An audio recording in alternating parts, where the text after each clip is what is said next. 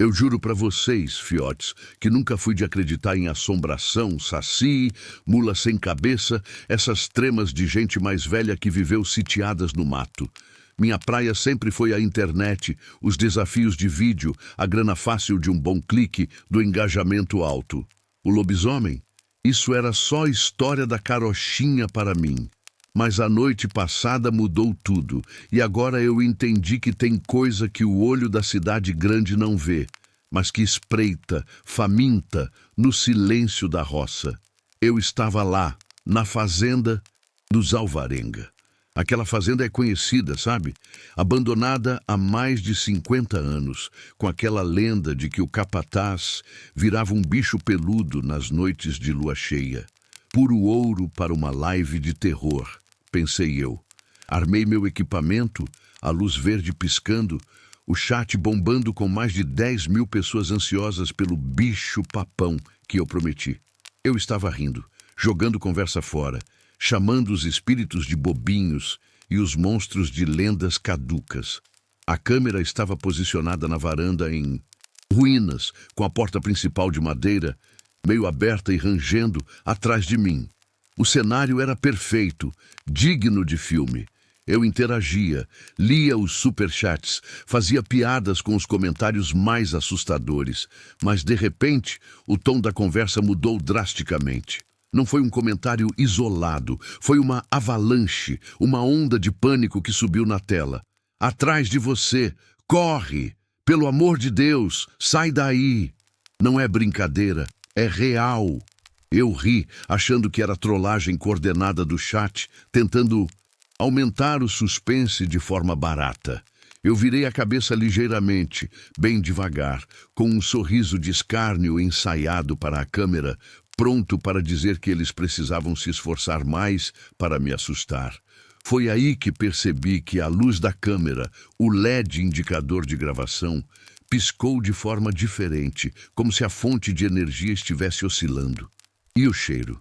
Um cheiro de bicho morto misturado com pelo molhado invadiu minhas narinas. O sorriso murchou, o ar sumiu.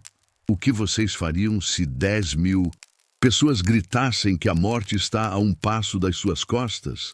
A live que eu prometi que seria lendária se tornou a prova mais aterrorizante da minha vida. Eu ainda me pergunto, o que exatamente vocês viram naquela fração de segundo que eu não vi? Algum de vocês já teve a certeza, a absoluta certeza, de que um monstro real estava atrás de você, pronto para atacar? Conta aí nos comentários. Eu preciso saber se não fui o único a testemunhar essa aberração da natureza. Eu estava rindo, mas o cheiro era pesado demais para ser imaginação. Um fedor denso, de carniça e mato apodrecido, que grudava na garganta e fazia os olhos arderem. Eu pausei, a piada morrendo na minha boca. O chat não parava, a barra de comentários era uma linha vertical de caps lock, gritando. Eu conseguia sentir a vibração da tela do meu celular, onde eu monitorava os comentários. Eu olhei para o lado, para o meu monitor secundário, e foi ali que o primeiro calafrio, aquele que congela o sangue nas veias, me atingiu. Os números de visualização estavam disparando, mas não era a velocidade normal de pico. Estava subindo de forma exponencial, como se o algoritmo tivesse detectado uma comoção inacreditável. O pânico de dezenas de milhares de pessoas era palpável. Eu forcei a virada da cabeça de volta para a câmera, tentando manter a compostura. Gente, parem de trollagem, não tem nada aqui. Eu forcei a voz, mas ela saiu rouca, fina, traída pelo medo que eu ainda estava tentando negar. Foi nesse momento que ouvi. Não era o rangido da porta, nem o vento nas telhas quebradas. Era um som úmido, pesado, vindo de dentro da casa, logo atrás da porta principal que servia de fundo para a live. Parecia respiração, não respiração de gente. Era um fôlego cavernoso, irregular, como um fole velho cheio de muco. Eu congelei, os olhos fixos na lente, mas a mente completamente voltada para o som. O ar parecia ficar mais frio, denso. A temperatura na varanda caiu abruptamente, e eu vi minha própria respiração formar uma leve névoa no ar noturno. A luz da câmera piscou de novo, mais demoradamente, e eu senti um estalo elétrico bem fraco no meu fone de ouvido. O chat enlouqueceu. Ele está cheirando o ar. O bicho sentiu seu medo.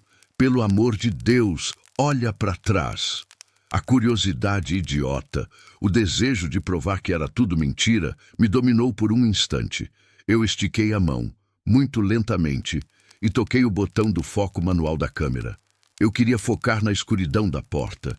Eu mal conseguia respirar, e a respiração pesada do lado de dentro parecia responder à minha num ritmo macabro e sincronizado. Eu virei o dedo indicador levemente para ajustar o foco, mas antes que eu pudesse mover o dial, a porta, aquela velha porta de madeira podre, foi atingida por dentro com uma força brutal. O estrondo reverberou, a madeira lascou. Não era um empurrão, era um murro. E a criatura estava ali, a centímetros. O impacto na porta foi como um tiro na minha cabeça. Meu corpo reagiu antes que meu cérebro processasse o perigo real. Eu gritei, um som agudo e patético, e me joguei para o lado, rolando para fora do campo de visão principal da câmera, mas ainda na varanda. O microfone captou perfeitamente o som da minha queda e o arrastar dos meus joelhos no cimento áspero. O tripé balançou violentamente, mas felizmente não caiu. A imagem ficou ligeiramente torta, mas o fundo, a porta principal e a escuridão do interior da casa ficaram ainda mais visíveis na nova angulação. O grito da audiência no chat era ensurdecedor, mesmo sem som. Milhares de mensagens em vermelho e amarelo, pontuadas por emojis de caveira e susto.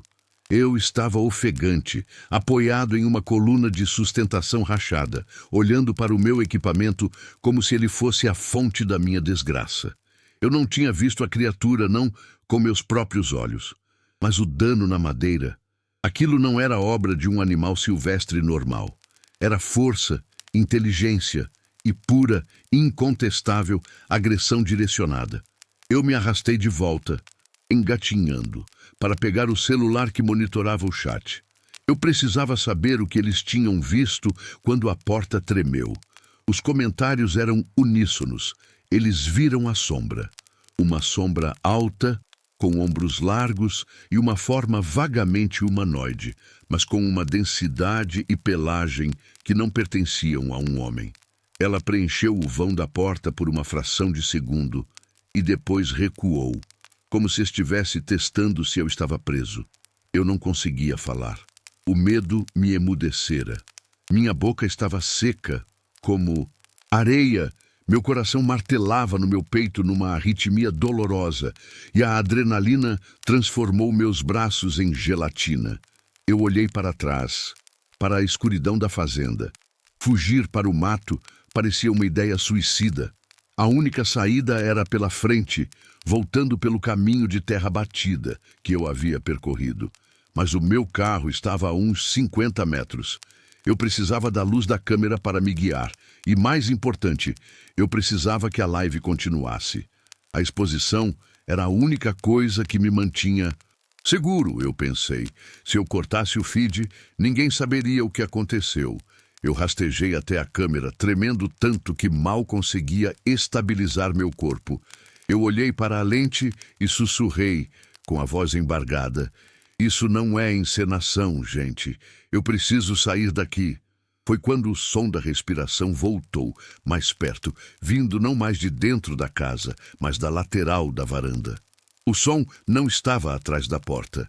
Ele estava ao meu lado.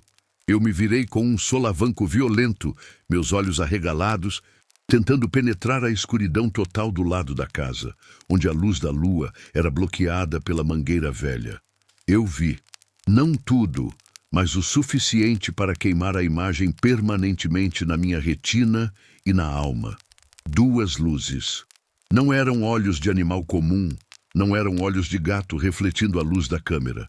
Eram dois orbes amarelos, brilhando com uma intensidade cruel, quase luminescente, em meio à pelagem escura.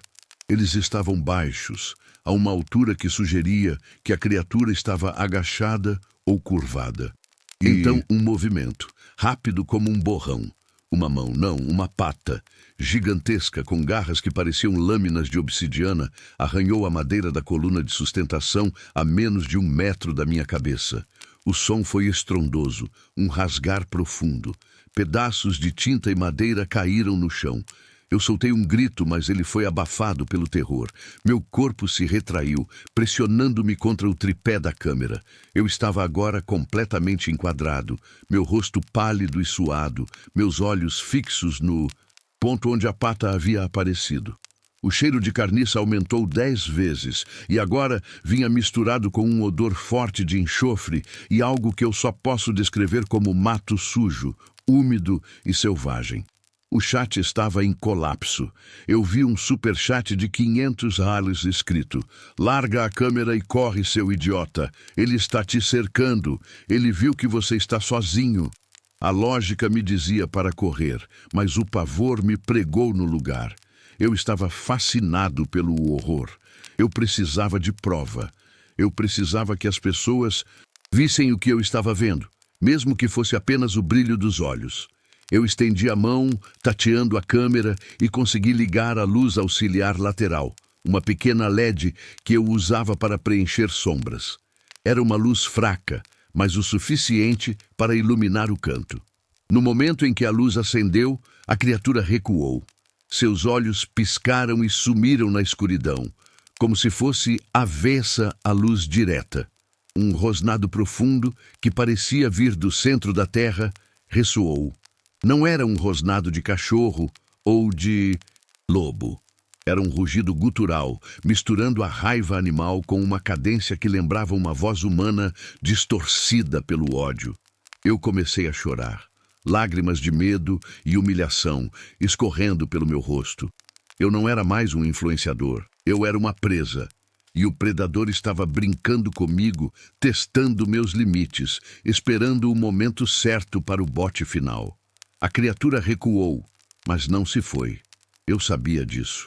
O rosnado cessou, e o silêncio que se seguiu era ainda mais aterrorizante do que o barulho.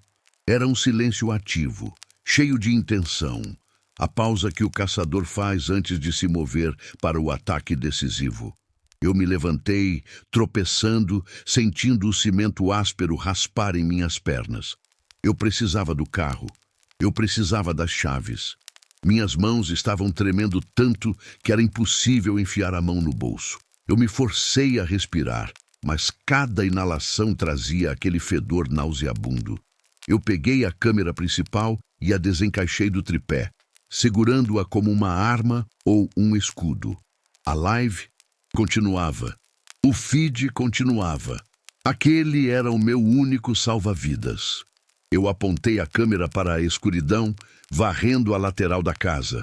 Mas os olhos amarelos não estavam mais lá. O chat estava me implorando para correr. Mas eu senti que se eu virasse as costas, seria o fim.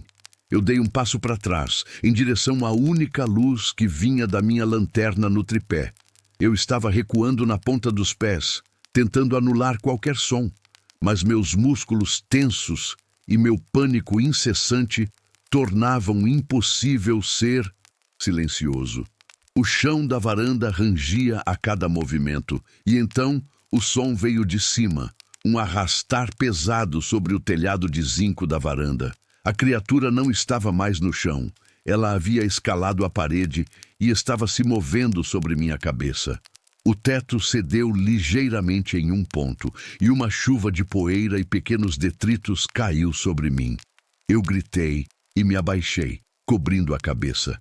A câmera tremeu na minha mão, e a imagem no feed ficou instável, mostrando apenas o chão sujo e meus pés descalços.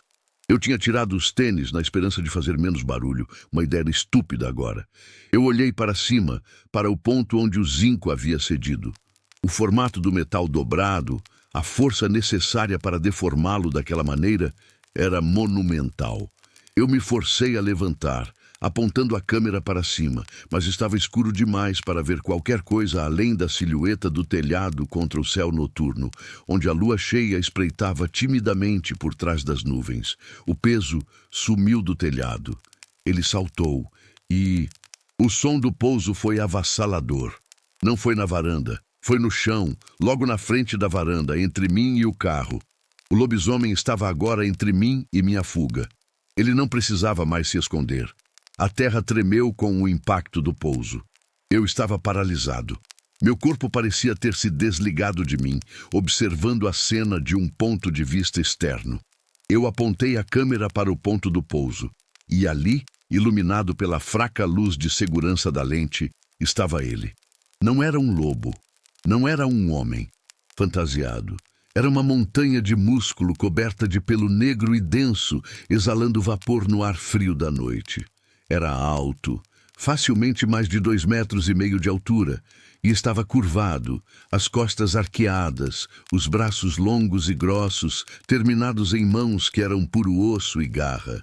A cabeça era canina, mas distorcida pela ferocidade, com o focinho alongado e dentes expostos em um rosnado silencioso que parecia vibrar no meu peito. Os olhos eram os mesmos orbes amarelos que eu havia visto na escuridão, mas agora estavam fixos em mim, cheios de uma inteligência brutal e sádica. A criatura se moveu, não correu, nem saltou. Deu um passo, lento, deliberado, como se quisesse saborear o meu pânico. O cheiro de carniça e enxofre era tão intenso que me causou náuseas. Eu senti o gosto metálico do meu próprio vômito subindo na minha garganta. Eu recuei, um passo de cada vez, na direção da porta principal. A porta que ele havia acabado de arrombar por dentro, que agora parecia um refúgio. O Chet estava implorando. Não vai para dentro. Abre o jogo e corre para o mato. Ele te encurralou. Mas minha mente estava quebrada. Eu só conseguia ver aquela forma, aquela personificação do terror. Eu tentei falar, mas só saiu um gorgolejar.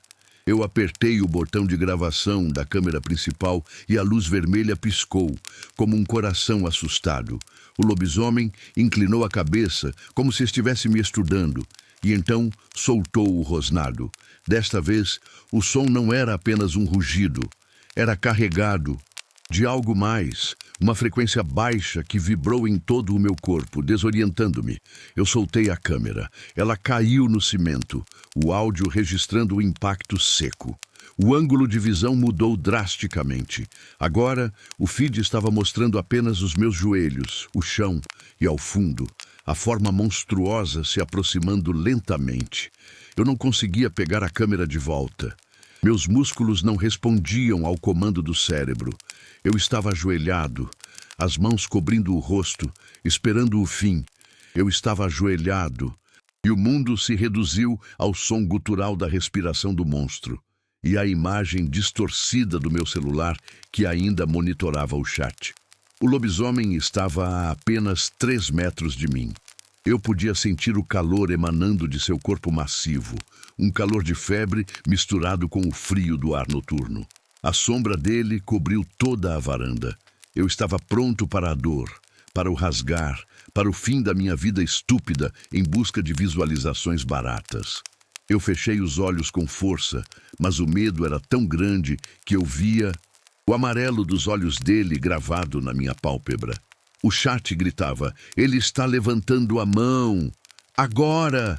Sai daí, pelo amor de Deus!" E foi nesse momento que o instinto final de sobrevivência, um choque elétrico de adrenalina pura, me atingiu. Eu tinha uma faca de caça no meu cinto, que eu usava apenas como adereço para a live. Eu a puxei, não para atacar, mas para usá-la como uma distração, um último ato desesperado. Eu a joguei no chão, fazendo-a deslizar. O barulho do metal contra cimento chamou a atenção do lobisomem por 1 milésimo de segundo. E foi o tempo que eu precisei. Eu me lancei para trás, rolando para dentro da casa, pela porta que agora estava parcialmente destruída. Foi a decisão mais insana e estúpida que já tomei. Eu troquei um espaço aberto, onde eu tinha alguma chance, pela escuridão total e confinada. Mas naquele momento, parecia a única opção. Eu caí de barriga na poeira da sala de estar abandonada. Olhei para trás, para a porta. A criatura estava parada na soleira, sua silhueta bloqueando a luz da varanda.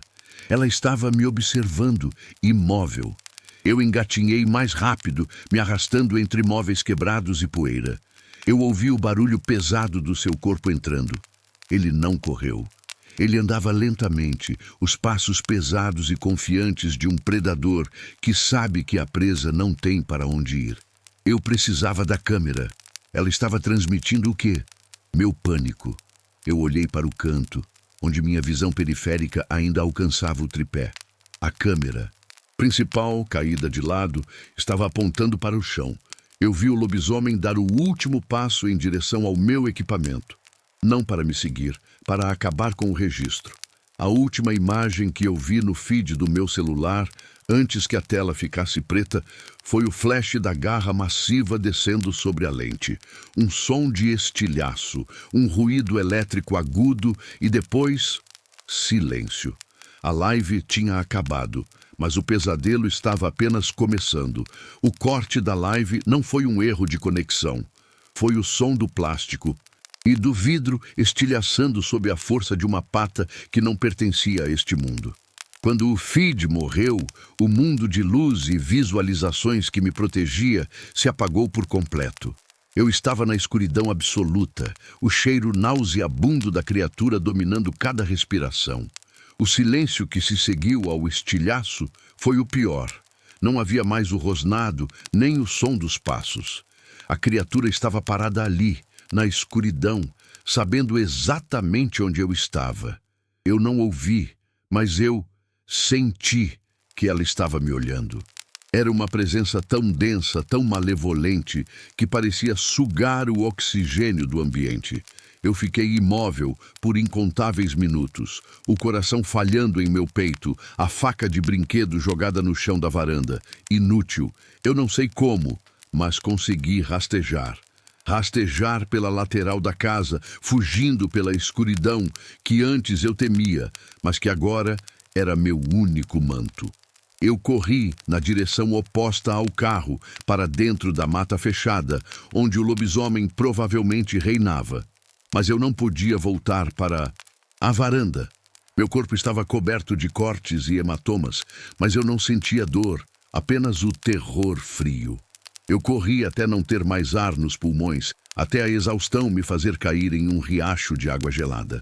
Fiquei lá, submerso até o pescoço, tremendo, até o sol nascer. Eu voltei para a cidade um dia depois, coberto de lama e com a sanidade estilhaçada. O celular estava no meu bolso, a tela rachada, mas vivo. A live, ela foi apagada dos servidores por conteúdo gráfico e potencialmente ilegal. Horas depois. Mas os clipes, os clipes estão por aí.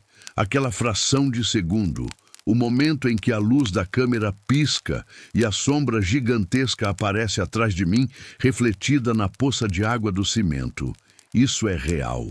O que eu vi, o que vocês viram, é a prova de que as lendas não morrem, elas apenas se escondem. Eu não sou mais o influenciador engraçadinho. Eu sou o cara que viu o lobisomem. E ele me viu. E ele sabe onde eu moro. Eu nunca mais vou ligar uma câmera na escuridão. O medo me ensinou uma lição. Tem coisas que precisam ficar no escuro. E agora eu vivo com a certeza de que quando a lua estiver cheia, aqueles olhos amarelos estarão me procurando. O que aconteceu naqueles segundos finais, o que a câmera registrou antes de morrer, é algo que eu não posso apagar, e nem vocês. O medo é real, e ele está esperando.